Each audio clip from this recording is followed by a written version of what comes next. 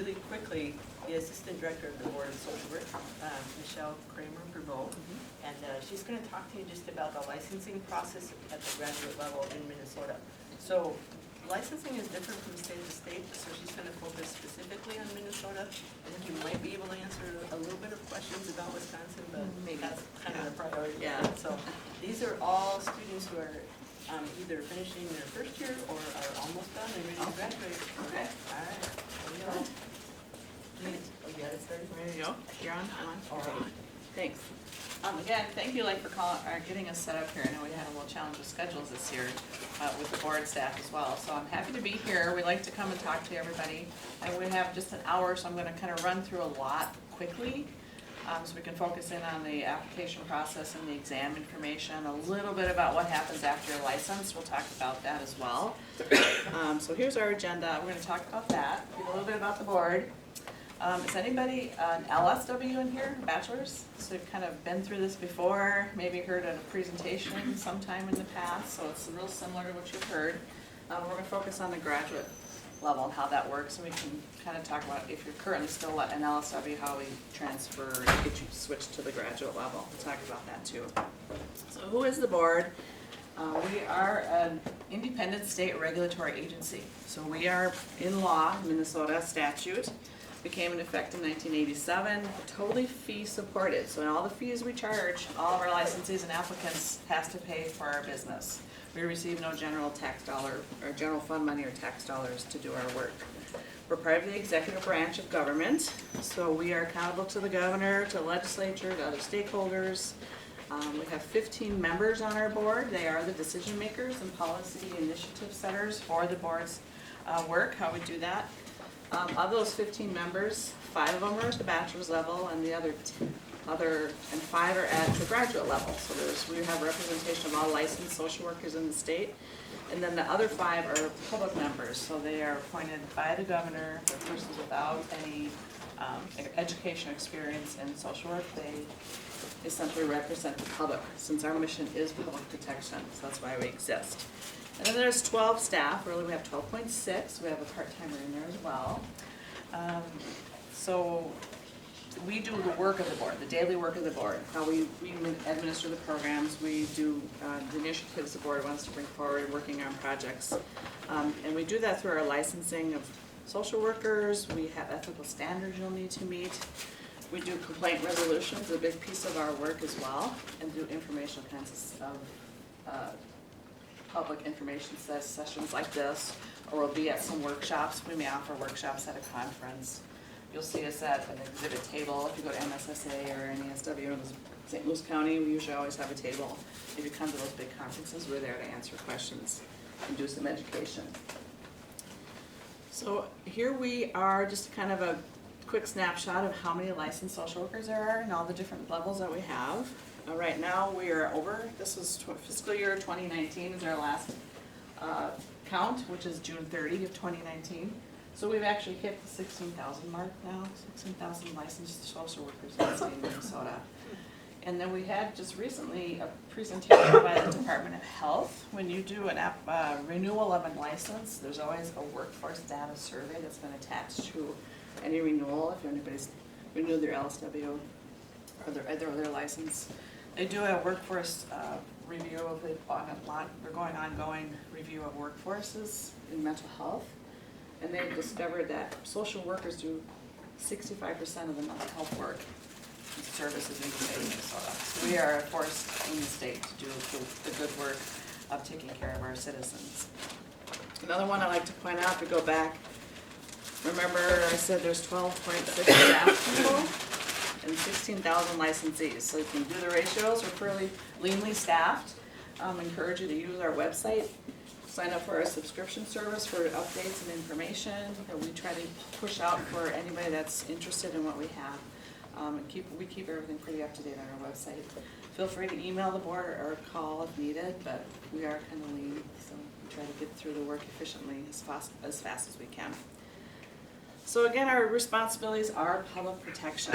So we do this mission, we support this mission through investigating complaints, requiring minimum standards to become a licensed social worker in the state, ensuring that we have qualified ethical people in our practice, in our profession. Other statutes that you probably will affect you, or the board is also affected by these. Chapter 2 to 14 is where we get our background check requirement.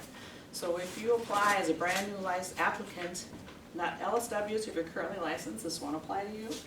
New applicants have to do a federally, fingerprint-based federal background check. You've probably done it before. You have to do it again with the board. We cannot share federal documents between agencies, so you will probably do multiple kinds of checks depending on what you're doing right now for your practice, for your internships, for new jobs you get.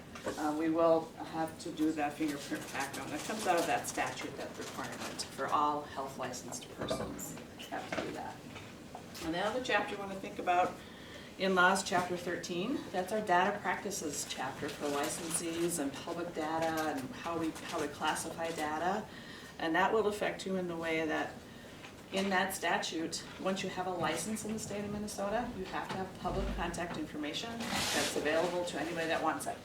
So what you designate to us as a licensee as public contact is information we will release to anybody that asks for it. Which includes your name, your practice city, a contact address, and emails, those types of things. So you'll make sure you know what you're using as your public contact information. You can go out to anybody. So we are a regulated profession, and it's regulated at the state level, and they kind of alluded to that. We're going to talk about Minnesota, because I only know Minnesota statute. I don't know the statutes of all the other states. So it is the state-by-state requirement. So if you want to work, or you have job clients in multiple states, you may have to have licenses in different multiple states as well. So it's not a process you can do in one state and it covers everything. You have to do parallel processes for every state that you have clients in. The only one good thing about the national picture is that all the states use the same licensing exams. So once you take your exam and pass it, that scores a pass for wherever you go. So you can just have that score transferred to the state where you may be moving to or need a license in. So that is kind of who we are. Any questions on that? I'm kind of slipping through these fast. I'll get the PowerPoint to Lake and it can be shared with whoever needs it. Any questions on the board? Who we are, why we exist?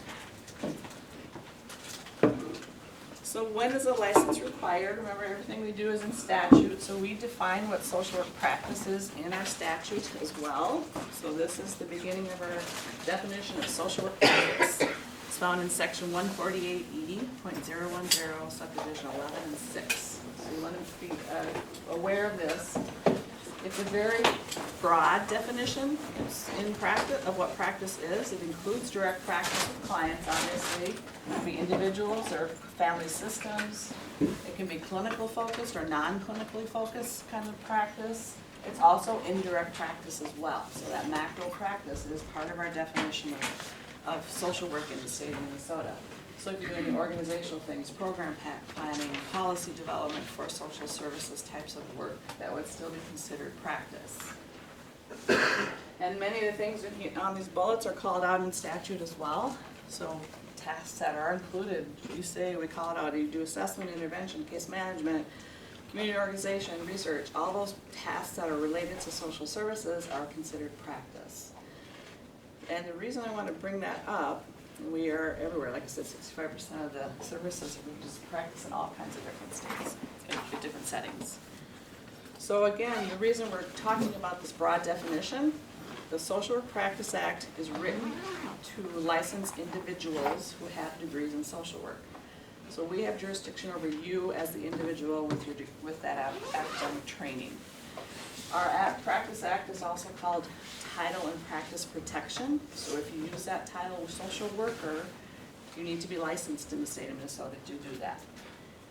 One part where people get caught, if you practice social work as we had defined it, and we just talked about, and you have a degree in social work, even if you don't call yourself a social worker, you need to be licensed. I just had a conversation with a new employer yesterday, or the day before. He was totally incredulous that because he's hiring case managers, they don't need to be licensed. I said, yes, they do. This is how it is. And I had to give kudos to whoever this person was because they were insistent they have to have a license to do the job because they had a degree in social work. So it was a new grad that heard what I said, which is really nice to know. So if you go out and an agency says you don't need to be licensed to be hired, they can certainly say that because we don't have jurisdiction over an agency. They can hire whoever they feel is fit for the job. Licensure doesn't have to be required for that position. If they hire you, because your degrees are in social work, you need to be licensed. So the licensing is an individual responsibility, not an agency responsibility. So you don't want to get caught up in an unlicensed practice situation. So that's kind of what we were talking about. So, and that's my one thing I usually say is if you remember anything from today, if you hear it from an agency as you're interviewing for jobs that you don't need to be licensed, just remember you do need to be licensed. It would be your individual responsibility. You can ask them that, I know I need to be licensed, will you help me with that process, if you hire me, that kind of thing. But it is an individual responsibility for that. Getting there. That's a good segue. So what we usually see is case manager, your title's, those are the common ones you see. Mental health practitioner. It's a definition of law that you fall right into with a social work degree because that's part of the criteria. So that means you have to be licensed as well. So with that, here's the question that we just had, what about counties? With all that said about unlicensed practice, there are exemptions, there are exceptions to this requirement currently in our law. So you as students in your internships, you don't need to be licensed with us, you're under the jurisdiction of your school. If you're employed by a Minnesota county, so if a county social worker is not required by law to be licensed with the board, you can certainly be licensed. We have many people that do voluntarily licenses for working in the county, but it's not required. If you work for a federally recognized tribal agency, you would not need to be licensed by the state of Minnesota. You certainly can be, and we encourage people to think about still getting licensed, but it's not required by law. And then if you could do the same position under a different license that you may hold, our most common one we see with social workers is LADCs. So if you have a licensed alcohol drug counselor certificate or license, you could say, I'm gonna work under that. I call myself a social worker, and that's my license for the profession. You wouldn't have to get licensed with this board. You certainly can, and we have people that have both. But those are the current exemptions in our statute. Any questions on any of that? Exemptions or licensure requirements? I think we should remember it's kind of the individual's professional responsibility, not an agency. It's kind of the biggest part. And we can say it in many different slides in many different ways. I have a Sure. question. What if we're doing a case management job and we're in school for social work, but it's not an internship? If your undergrad degree is in social work, you should be licensed. If you're not, if you don't have an Then undergrad? you're not under our jurisdiction until you get Okay. your graduate degree. Okay, Mhm. thank you. Any other questions? And we'll talk about kind of that scenario, what you can do as you graduate, as far as applications and timing and that kind of thing.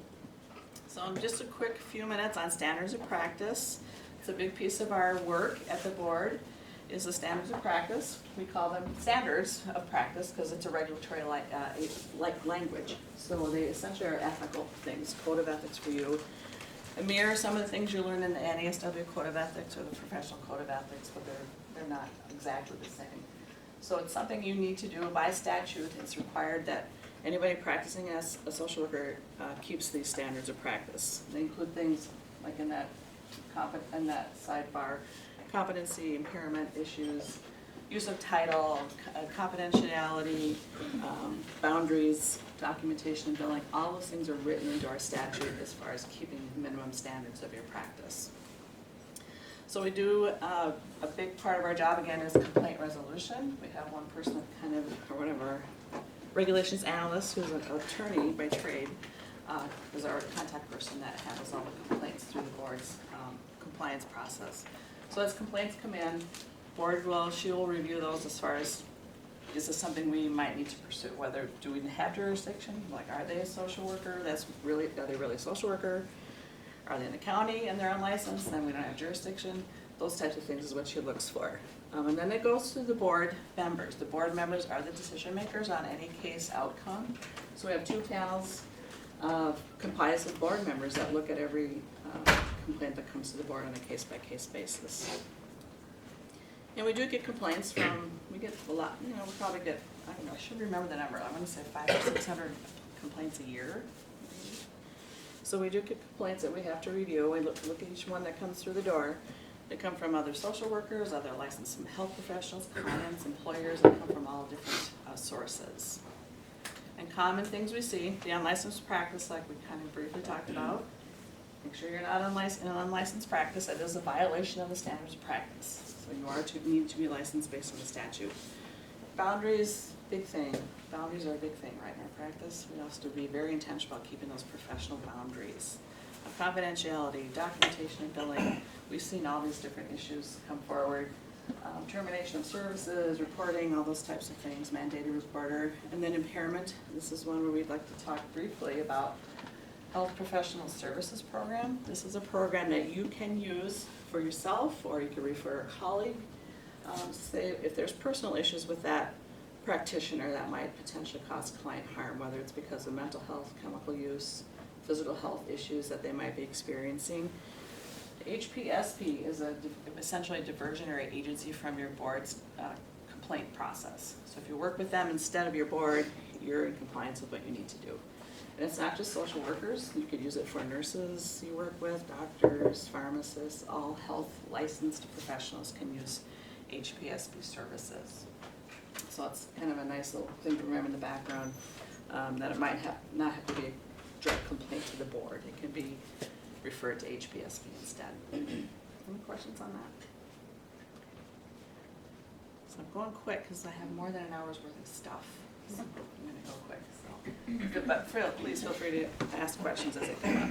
Does anybody, how many, you said they've got a mix of first year and second year? How many second year, any applications going yet for licensure?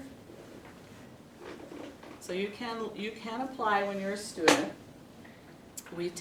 So for those of you who are still your first year, you want to kind of wait and think about it in your last year. So this is just a brief review of, if you're not familiar with the license types we have in Minnesota. We have LSW, which is the bachelor's level, which some of you hold here right now. LGSW, licensed graduate social worker, that's the one you'll be eligible for when you graduate. So the first two are essentially entry level or beginning level of licensure for social workers. No experience required to get those license types. You get your degree in social work, you pass the appropriate exam, and then you're licensed. The other independent licenses that we have require some experience once you're licensed at the graduate level. So an LGSW, a non-clinical social work, works for a couple years under supervision and can apply for an LISW. That's the type of license I hold right now because I didn't do clinical work. I did policy most of my career. So that would be getting the experience, taking that exam, and you can get that license type. For those who are interested in clinical work, it's an LICSW, Licensed Independent Clinical Worker, Social Worker. So you need to have that LGSW, the MSW degree, you have to get supervised practice, and you have to do some clinical academic training in your MSW, which we'll kind of talk about. Hopefully you've all heard about it already if that's where you're interested, and pass that clinical exam. So those are our license types. So for today we'll focus mostly on the LGSW. So here's where we're totally fee supported to do our work. So these are the money slides. So what it will cost for you to get licensed in the state of Minnesota. Really quick, easy process if you haven't done it. Create yourself a profile online. We encourage you to use the online services. It's real easy, and we're trying to improve it kind of on an ongoing basis as we can with our IT staff. You can create yourself a profile online, submit your applications directly online. The $60 application fee will be charged, plus anybody that's never been licensed with the board or not currently licensed with the board, we will charge you the background check fee. It's essentially passed through to the Bureau of Criminal Apprehension to do the fingerprint background check. Those of you who are LSWs currently licensed, you will not be charged that fee because it's just initial applicants that we have to do that for right now. Please include a valid email address in your application because all your stuff goes via email for your background check. Yeah. Hi. So I am actually from North Dakota, so I'm licensed currently in North Dakota. So do I have to be like fingerprinted because it's in different states and Yep. the reciprocity in that. No reciprocity with fingerprints, no. Yeah. You could apply, have you taken the exam already then? for Yeah. The graduate level? I'm not at the graduate Okay. level. So as a unless you get licensed at the graduate level in North Dakota, you would just come in as a new applicant in Minnesota as well. So you could do it either state. So if I'm gonna go for my LICSW, it's kind of starting over.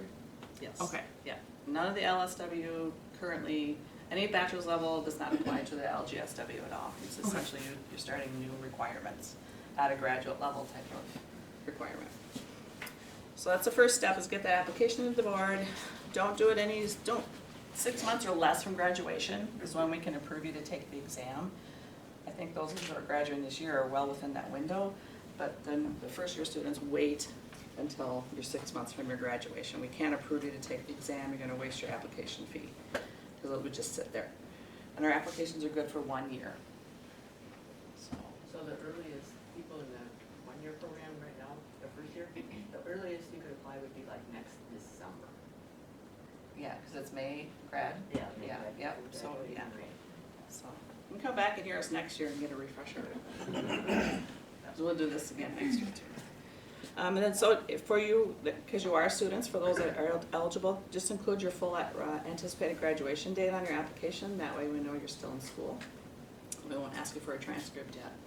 So just put that on your applications. That's your first step, is just to get that application into the board. The next step will be, we do review date order received of applications. We've actually decreased our wait time significantly. I think we're doing January apps. So but plan on at least a 30-day window for us to even look at your application. So we do them date order received. Once we review it and we see you're still a student, we will send you a letter of approval to take the exam. This one and you also get an email from our CBC office, we call them, the Criminal Background Check Office. They coordinate all those fingerprint requirements.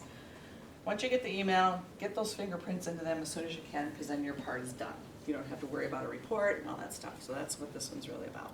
So just follow the instructions in that email, because it's not handled through the board's office, it's handled from a different office. So here we're talking about the exam. Once we know you are a student, we will send you a letter of approval to take the exam. You will contact ASWB, the Association of Social Work Boards. We're going to talk a lot more about the exam in a few minutes. You pay them the exam fee because it's their exam you're taking. We are a member of ASWB as a board, and that's one of the main services they do for us, is to administer this and create this national exam. The exam fee is $230. You have to pay that directly to ASWB. Once you do that, they will give you confirmation that you can register and schedule yourself for the exam. You schedule your own time through Pearson View. I think there is one here. Yeah, so which is good for you. So you can take that exam before you graduate. You're going to get that part done.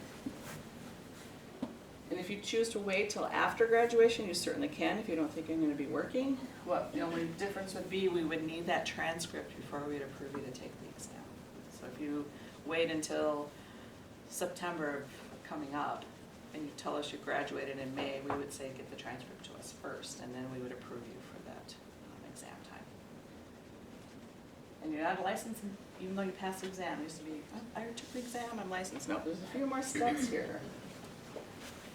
And then as students, we need that transcript eventually. So once you do graduate, make sure you ask for an official transcript to be sent to the board. We need to know that you've actually the degree was conferred to you.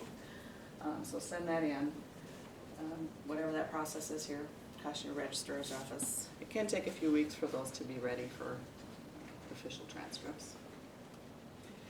And then once we have everything, so you've got the application done, you passed your exam, you did your fingerprints, so we got the reports back, we got your transcript, all those things are here. We will send you a letter for your license fee. So your license fee will be, your license will be issued the day we receive your fee.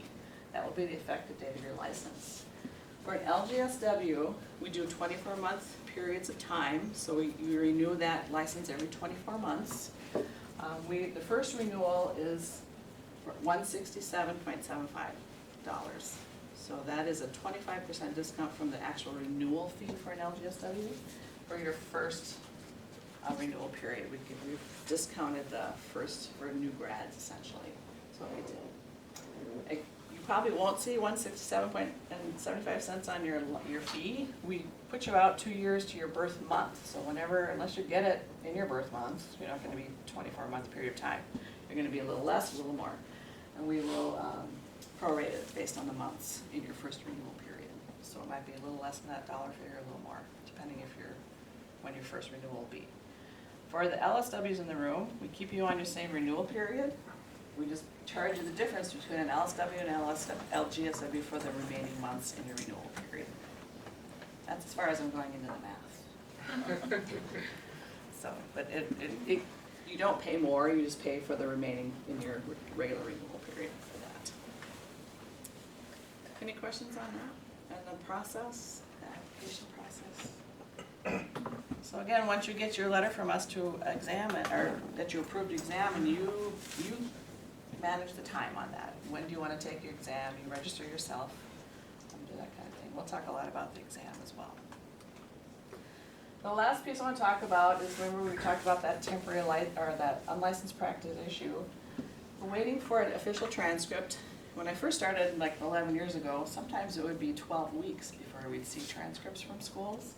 It's decreased the time, but there's always a minimum of probably 3 weeks, 4 weeks before the process can be completed. Because the school gets time, professors get time to get their grades in, schools get time to get their things posted.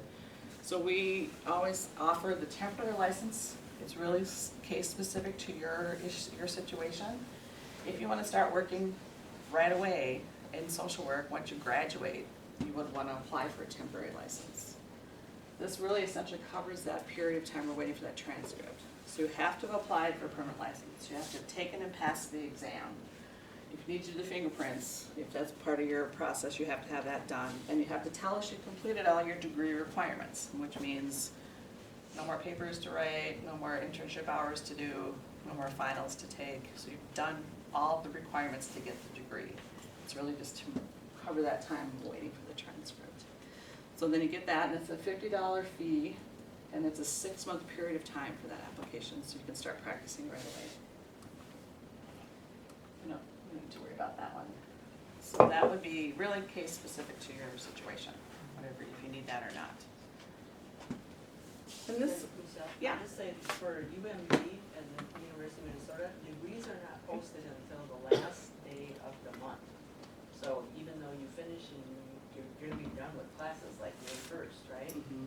But your degree won't get posted until May 31st. So if you have a job offer that's gonna start on May 5th, you wanna get that temporary license, because that will cover you for like that 6 or 8 weeks before you get your license. Yeah, and actually we've had students that, when you bring that up, students, there's like one extra box you have to check somewhere to get, Yeah. at least at the Twin Cities campus where people didn't do that, and the degree never got posted for, it's like monthly. So you miss something, and then you have to wait that extra month to get your degree conferred, so, yeah, so you kind of stuck.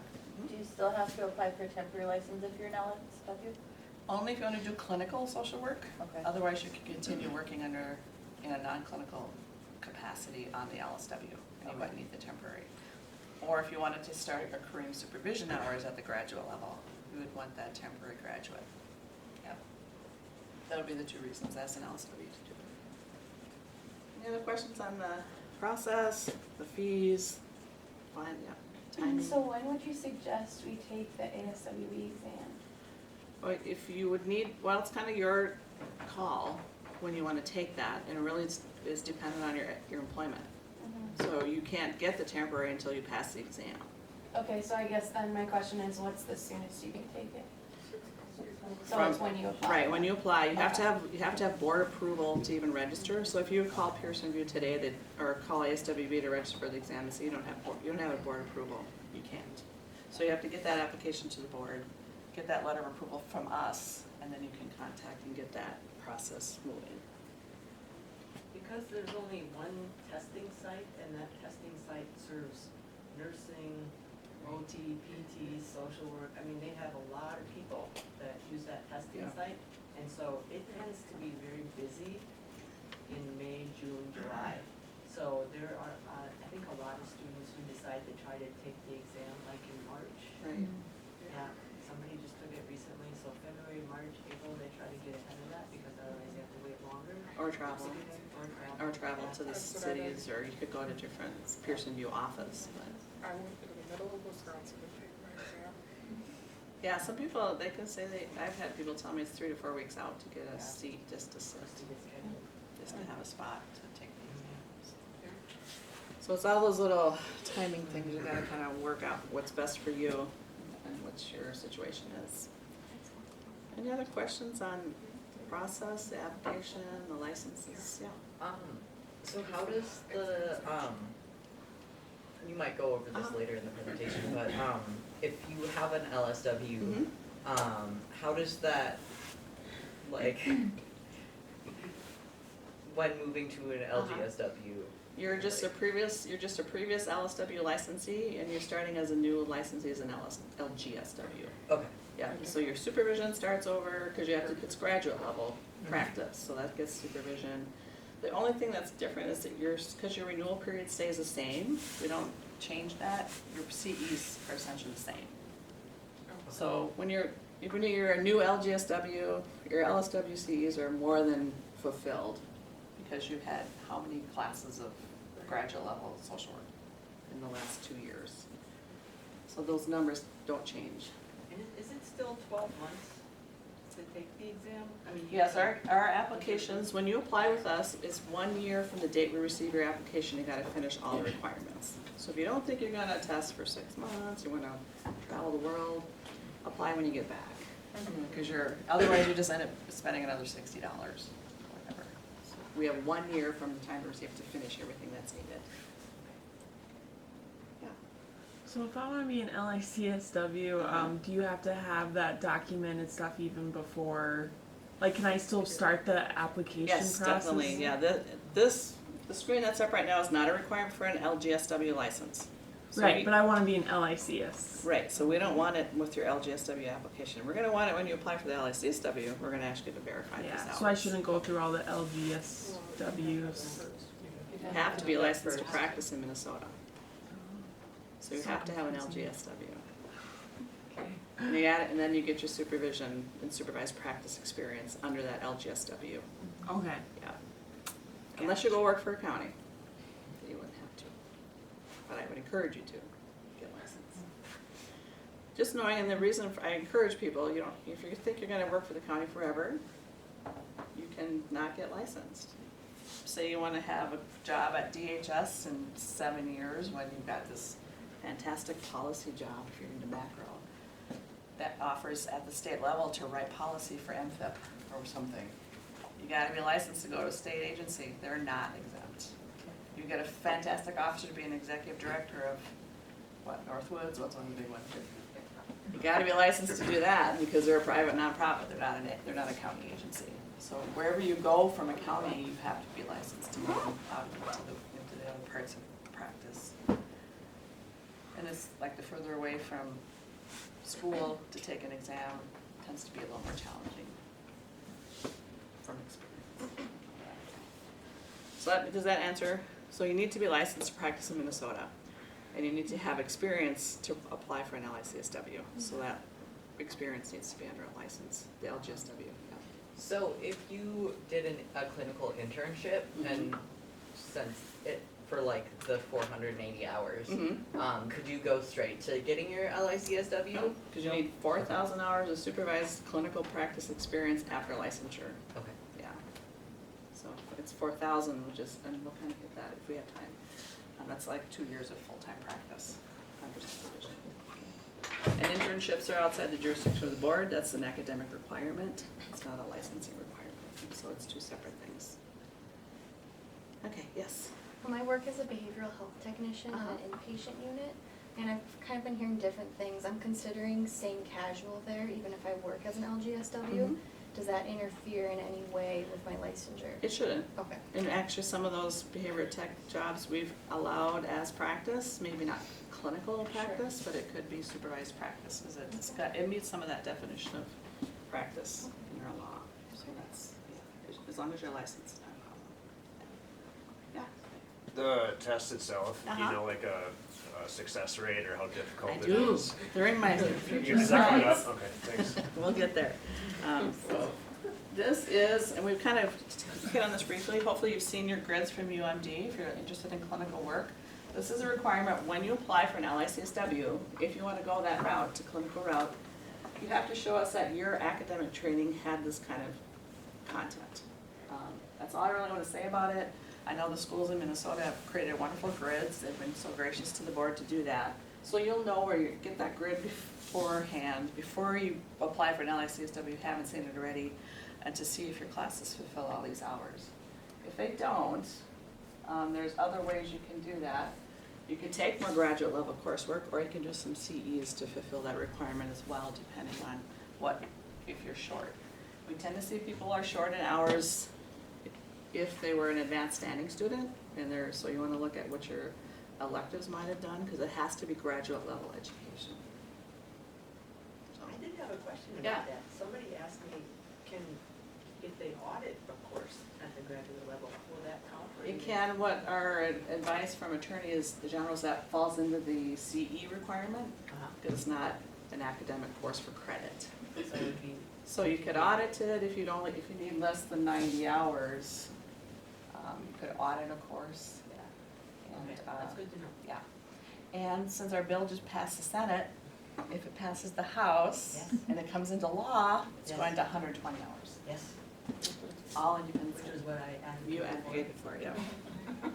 So get yourself subscribed to our website, our subscription service, because we do have a bill that just went, telling Blake a little bit, just went yesterday through the Senate HHS committee to make some changes to our Practice Act that hopefully really will help modernize and make things easier for people. So cross your fingers. And the House has great support to it. I don't think it'll be a problem. But you never know. Any other questions we've covered so far? Spend the last few minutes, I think, probably just on the test, and then I do have a lot of slides on supervision and continuing education. I will get that to Lake, and you can look at that, and something that's after licensure requirements. Unfortunately, we won't have a lot of time to spend on that, but it's something you'll have to remember you'll need to do, okay? So let's talk about the exam. It's a national licensing exam, like I said before, so you pass the graduate level course, if you apply for an LGSW, pass that exam, that score can be transferred to any state that requires that exam. So you only have to take it once. It's gonna be 170 multiple choice questions on a computer, so you sit in a little kiosk at Pearson VUE with a computer. You get 4 hours to do it. 20 of those test questions we have here there's always pre-test questions on there. You're only scored on 150, but there's 170 you're gonna have to answer. You won't know which 20 of those are, so I've gotta answer them all. Again, it's Pearson VUE testing centers. You can go in any Pearson VUE office. So if the one here in Duluth area is full, if you can travel to Wisconsin or Twin Cities, or I don't know if they have any in Canada. We're kind of close to Canada. Is there one in Canada? So you can go there. Got your passport ready, so you can go anywhere there's a Pearson VUE office. Because this board gave you the approval, the exam score comes to us, so it doesn't matter where you sit. It's available Monday through Saturday, schedule or whatever fits best for you. Exam security you will experience, so you have your picture taken, your hand printed, you're watched, there's proxies in the room, you have to be escorted out to take a break, you gotta be escorted out to get back in. So expect that to happen, because it's very much about exam security. Oops. So you will receive an unofficial score report, so you know if you passed right away the day before you take the exam. That we get probably 7 to 10 days after you take the exam, we get official reports from Pearson VUE on the exam rosters. If you would happen not to pass, ASWB's policy is a 90-day wait, so then you want to kind of manage that in your application year as well.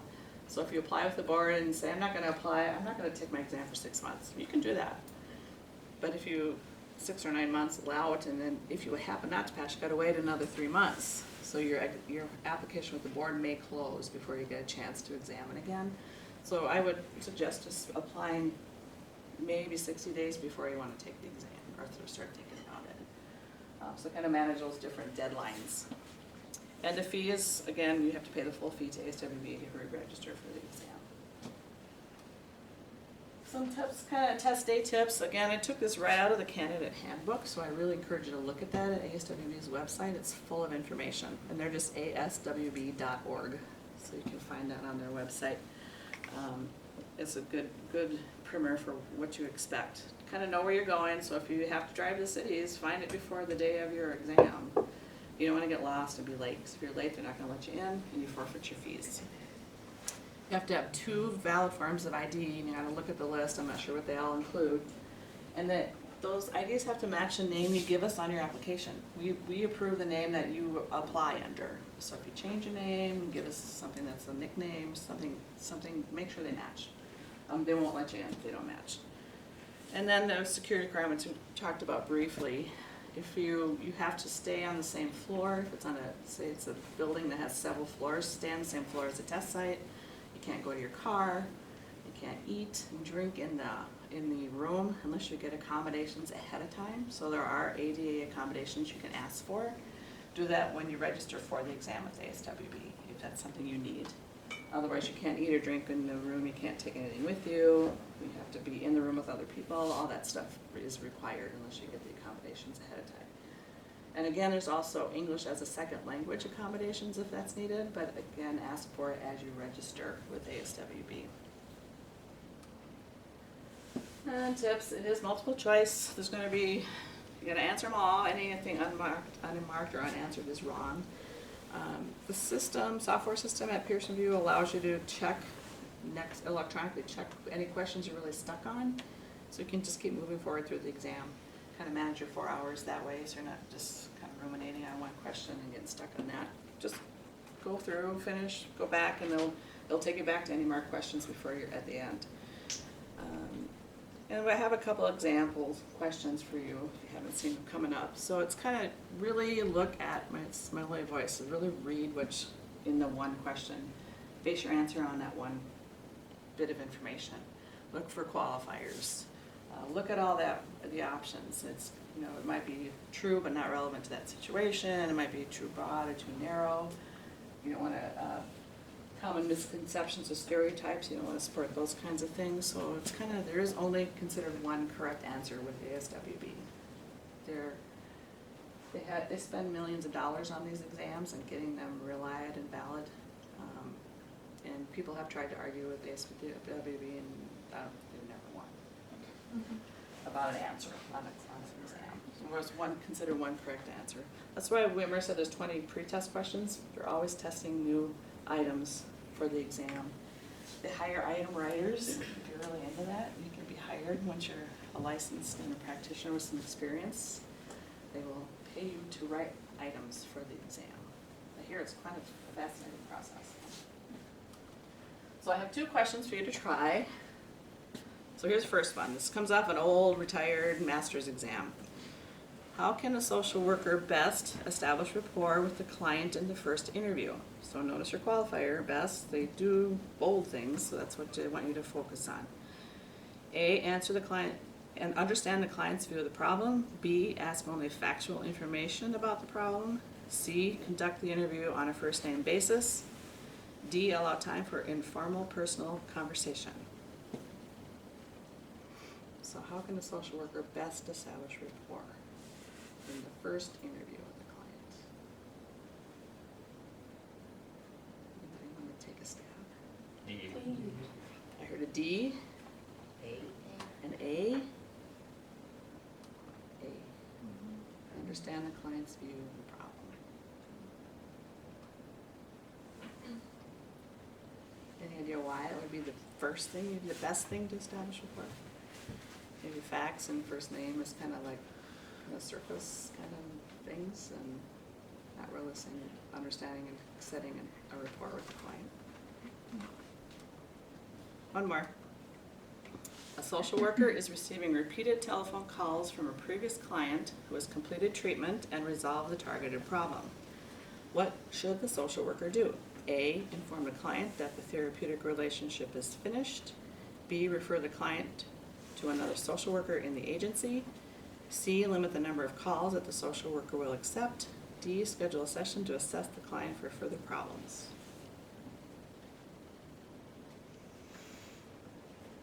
A. A, D, D. So why do you think that would be the thing to do?